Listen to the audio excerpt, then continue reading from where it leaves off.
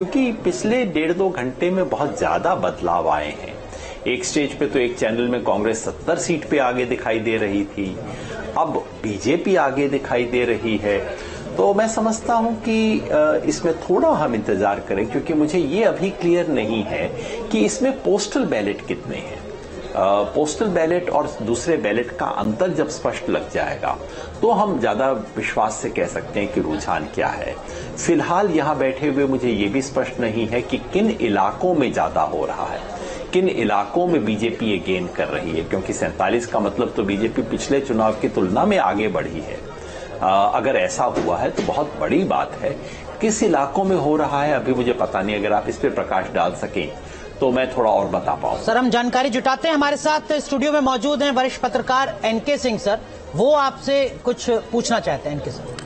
नहीं योगेंद्र जी, हम दोनों लगभग इसी राय से वो थे कि लगभग 2/3 बहुमत से कांग्रेस बनाएगी। और पहले भी आपके जो स्टेटमेंट्स हमने देखे, समझे, आपके आर्टिकल्स देखे, ये अचानक जो हो रहा है 15 मिनट में, और जो ट्रेंड एनालिसिस होती है, अगर आप देखें तो 1.5 घंटे अगर मेंटेन हो रहा है, बल्कि वो ऑन द इंक्रीज है। 62-65 सीटों पे कांग्रेस करीब 1-1.25 घंटे लगातार आगे रही। अचानक 15 मिनट में चीजें बदलती और एकदम रिवर्स हो जाती हैं। आपको अपने 40-50 साल के करियर में, जिसमें आपने इलेक्शन एनालिसिस सेफोलॉजिस्ट के रूप में भी की है और एनालिस्ट, पॉलिटिकल एनालिस्ट के रूप में, आपको ये विश्वास हो रहा है, इसका कोई भी टेंजिबल कारण नजर आ रहा है कि अचानक ये रिवर्स कैसे हुआ होगा? क्योंकि मैं शॉक्ड हूं, मैं बिल्कुल मतलब हतप्रभ हूं कि क्या ऐसा पॉसिबल हो सकता है।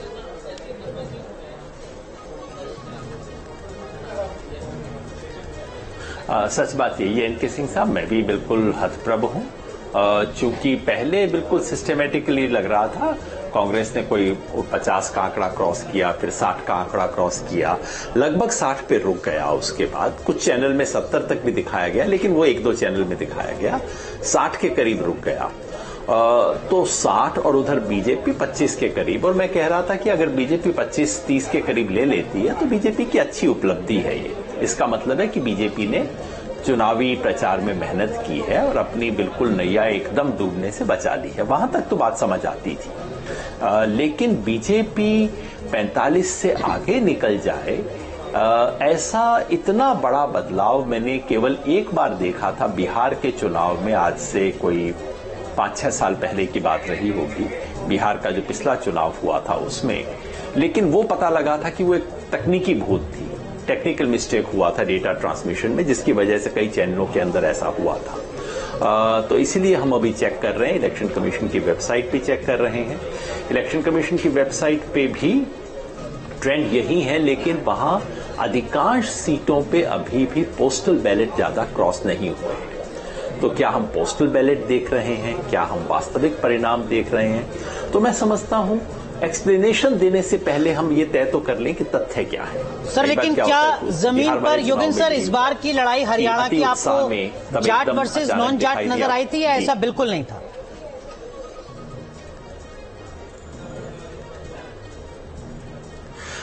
जी देखिए, हरियाणा के अलग अलग इलाके हैं। पूरा हरियाणा केवल कोई जाट है नहीं, जाट हरियाणा के अंदर कोई 24-25% के करीब है।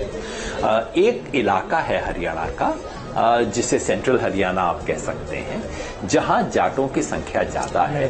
वहां जाट बनाम गैट जाट ध्रुवीकरण थोड़ा सा दिखाई दिया था, खासतौर पे चुनाव के अंतिम दिनों में। लेकिन दक्षिण हरियाणा में गैट बनाम गैर जाट का ध्रुवीकरण क्या होगा? वहां जाटों की संख्या बहुत कम है। जो जीटी रोड है वहां भी ऐसा दिखाई नहीं दे रहा था। तो इसलिए मैं अभी यही कहूंगा कि थोड़ा धीरज रखें, अभी हम थोड़ा सा और ट्रेंड्स को स्टेबलाइज होने का इंतजार करें। पिछली बार बिहार में जो हुआ था कि अचानक कंप्यूटर की गलती से, डेटा ट्रांसमिशन की गलती से ट्रेंड बदल गए और पत्रकारों ने उसके बहुत गहरे एक्सप्लेनेशन भी दे डाले और बाद में पता लगा उसे खाली कंप्यूटर की गलती। तो मैं यहाँ पे योगेंद्र जी एक चीज और, अभी जो इनिशियल अब रुझान आ गया वो 44-43 हो गया, ये फासला बहुत कम हो गया। बीजेपी 44 पे, कांग्रेस 43 पर अभी फिलहाल नजर आ रहे हैं। और आप जब तक ये कमेंट रख रहे थे तब तक ये फासला और छोटा हो गया। एक पॉइंट में और ऐड कर दूं सर, चूंकि आपने अगर उस पूरे क्षेत्र पे घूमा, अग्निवीर योजना की बहुत चर्चा थी, तो क्या इन नतीजों पे उसका प्रभाव दिखेगा? हरियाणा में 10% जो सेना की काउंटिंग है उसमें 10% योगदान हरियाणा से, इसलिए मैं इसको समझना चाह रहा था।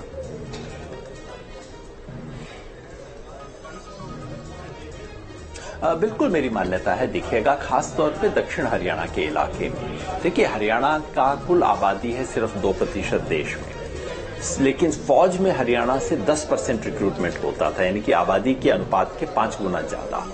और अग्निवीर योजना के 2 असर हुए। एक तो ये कि ये जो पक्की योजना थी, पक्की नौकरी थी कोई 20 साल के करीब की, वो घट के 4 साल की ठेके की नौकरी बन गई।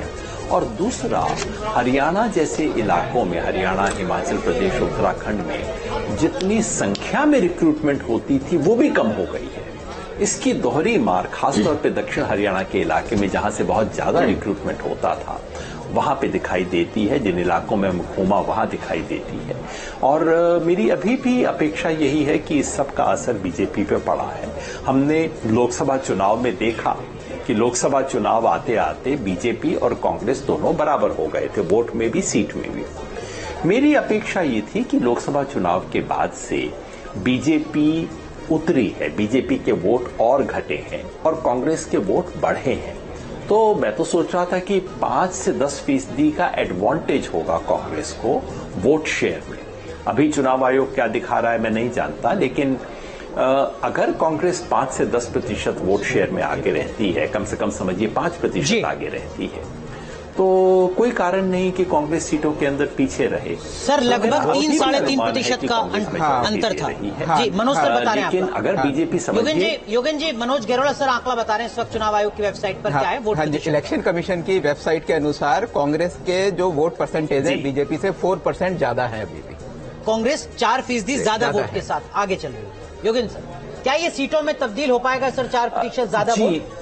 तो फिर मैं हैरान हूं, आमतौर पे जो 4% आगे होती है पार्टी, जी जो पार्टी अमूमन 4% आगे होती है उसे स्पष्ट मेजॉरिटी तो मिलनी ही चाहिए। 4% के आधार पे तो आप कांग्रेस को 55 सीट तक भी पहुंच सकती है। तो इसलिए अभी कुछ मिसमैच है वोट के आंकड़े में, सीट के आंकड़े में। जो हमने आंख से देखा था, जो स्क्रीन पे देख रहे हैं, जो 1.5 घंटे पहले था, जो अब दिख रहा है, इसलिए बहुत बड़े निष्कर्ष निकालने की योगेंद्र सर इस वक्त की जो टैली है चुनाव आयोग के मुताबिक, उसको मैं आपसे अगर समझूं तो क्या आपको लगता है कि जो बीजेपी ने आरोप लगाए, दलाल दामाद, पर्ची खर्ची, उनका कुछ असर दिखा है मतदाताओं के ज़हन में? अगर ऐसा ना होता तो शायद ये टैली बीजेपी की यहां तक ना पहुंच पाती।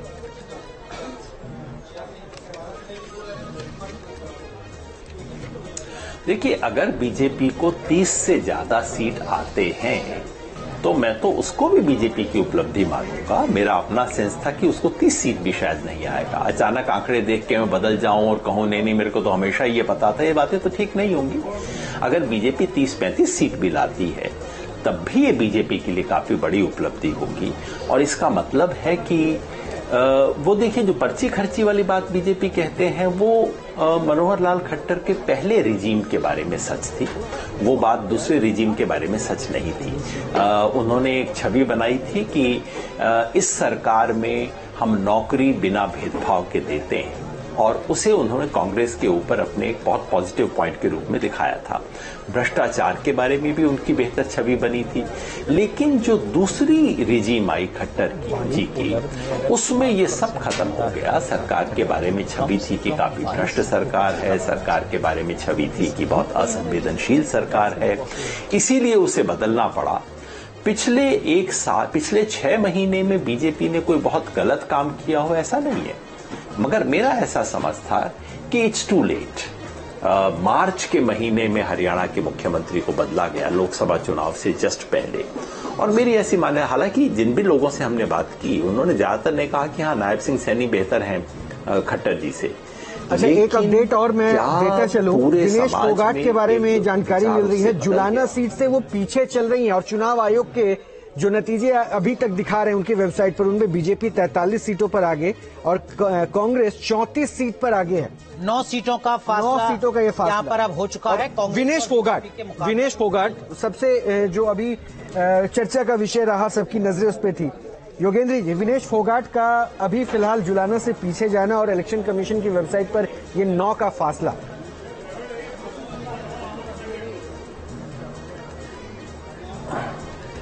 इलेक्शन कमीशन की वेबसाइट को अगर हम चेक कर रहे हैं तो हम ये देख लें कि उनमें से कितनी कॉन्स्टिट्यूएंसीज हैं जहां 10,000 से ज्यादा वोट रिपोर्ट हो रहे हैं, क्योंकि जब 10,000 से ज्यादा रिपोर्ट होते हैं तब आपको भरोसा हो सकता है कि खाली पोस्टल बैलेट नहीं है, उससे ज्यादा आप कुछ देख रहे हैं। हम क्रॉस चेक कर रहे हैं। पोस्टल बैलेट है तो बहुत टिप्पणी की जरूरत नहीं है। जुलाना आसान नहीं था। मैं वहां गया था, विनेश फोगाट का चुनाव देखने गया था। जुलाना आसान नहीं था क्योंकि गांव में उनको सपोर्ट था, लेकिन वहां जाट बनाम गैर जाट की समीकरण बनी हुई थी और एक तनाव था। इसलिए ये समझना कि इसलिए विनेश फोगाट का कोई बहुत इलेक्शन मैनेजमेंट बहुत तगड़ा हो ऐसा भी मुझे दिखाई नहीं दे रहा था। तो अभी भी ये चलेगा क्योंकि उधर जाट इलाके में और गांव में इन जनरल उनको सपोर्ट मिला था। मुख्यतः ग्रामीण सीट है, लेकिन ये कांटे का मुकाबला हो सकता है, इसमें मुझे हैरानी नहीं है। योगेंद्र सर, एनके सर कुछ आपसे पूछना चाहते हैं। NK sir. योगेंद्र जी, मान लीजिए एक थोड़ा सा हाइपोथेटिकल है क्योंकि अब वो 49 और 39 हो गया है, बीजेपी 49, कांग्रेस 39। मान लीजिए, और कांग्रेस को ये दिखा रहा है कि वोट परसेंटेज बढ़ा है, मतलब पैराडॉक्सिकल है कि बाईपोलर उसमें इलेक्शन में 4% का अगर किसी एक पार्टी को मिलता है तो वो कम से कम 22-24 सीटें उसको ज्यादा आनी चाहिए, लेकिन यहाँ रिवर्स हो रहा है और बीजेपी 49 पे है, कांग्रेस 39 पे। अगर हम इसको मान ले कि ये शायद मेंटेन हो क्योंकि टाइम बढ़ रहा है, तो जो आपका स्टैंड है और मेरा भी स्टैंड है कि ईवीएम में कोई गलती नहीं हो सकती। ईवीएम पर आरोप लगाना वो पॉलिटिकल गिमिक्री हो सकती है, लेकिन ईवीएम पे हम आरोप ना लगाएं। तो क्या लग रहा है कि ये ईवीएम पे आरोप जो पॉलिटिकल पार्टी आने वाले समय में लगाएगी ये गलत होगा, या हम भी मानेंगे कि कहीं ईवीएम कुछ गड़बड़ कर रहा है?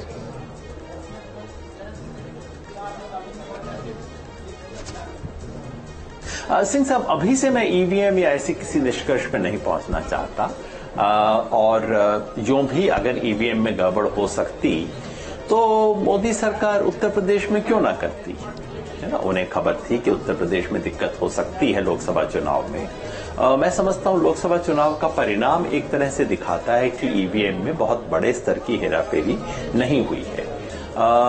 अब अभी से इसी स्टेज पे हम ईवीएम के बारे में निष्कर्ष नहीं, ये तो नहीं हो सकता ना कि जिस परिणाम से आप और मैं हैरान हो इसका मतलब है कि ईवीएम में गड़बड़ हुई है। ऐसा तो निष्कर्ष नहीं निकालना चाहिए। इसके बारे में कुछ और प्रमाण हो, इसके बारे में स्पष्ट छवि बने, तभी हम ऐसा कुछ कह सकते हैं।